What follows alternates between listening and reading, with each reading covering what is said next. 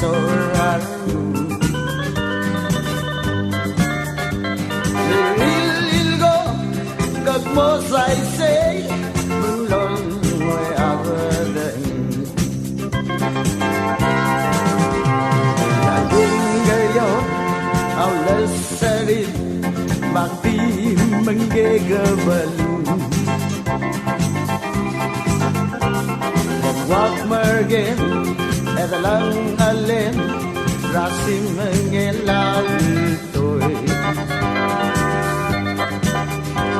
Selbosimai Mabota gabi Maboray gel sawang Ngangambri udenay Ngalmor sa iwase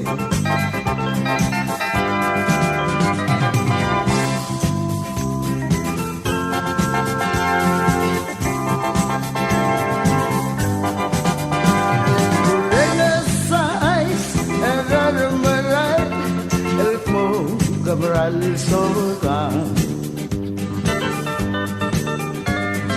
MENGKEKEBELUNG METEMEYANG Yang kau gele KORAKD MENGKO rasoraru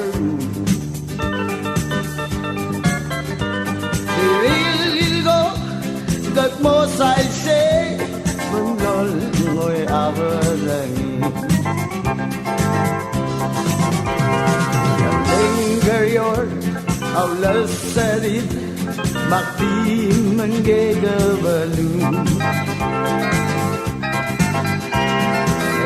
MERKEM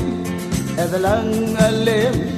Rasim mengelalitoi Selbosimai Mabota gabi Maboray gel sawang Ngangambay udenay Ngalmor sa